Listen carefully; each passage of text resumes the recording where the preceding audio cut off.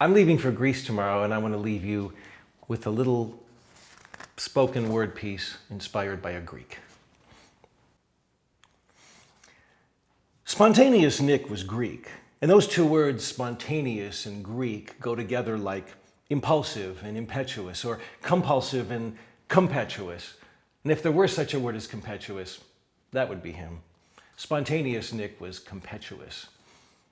In all the years I knew him, I never saw him back down from any dare that didn't guarantee his certain death. And he would not only meet any challenge, he would surpass it in a way that was so audacious and so out of the box, he'd leave everyone around him breathless and laughing hysterically. Spontaneous Nick seemed immune to fear, rejection, or failure, as if those things couldn't touch him. Or maybe he just never saw things in those terms.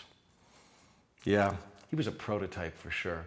A prototype that was too priceless to ever be duplicated. And he was an archetype. Every one of us guys wanted to be at least a bit like him. I once asked him about the secret to his happiness. And with a gleam in his mischievous eyes, he rolled his mustache and replied in his thick Greek accent. Always have alternatives to the things you don't want to do. Everything about this guy reeked of ouzo and testosterone. And when it came to women, he was utterly irresistible. There was nothing in the realms of flattery, mistruth, and straight-out lying that was out of his range of compliments. He was shameless. He was relentless. There was nothing he wouldn't say to make a woman feel both ravishing and elegant, and quite frankly, defenseless. He also found the most ingenious ways to convince them that their highest virtue as a real woman was their sexual abandon. Yeah, he convinced them because that's what he believed. When I asked him why he never married, he paused, and with a very deep, thoughtful look that seemed to penetrate his entire history of countless conquests, he replied, "Every woman, when she's in front of me, is the most beautiful woman in the world.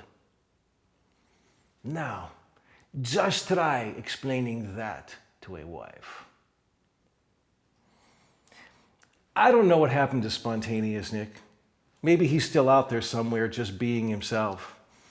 Maybe his dares finally caught up with him, or maybe he finally met a woman smart enough to never let him leave her sight.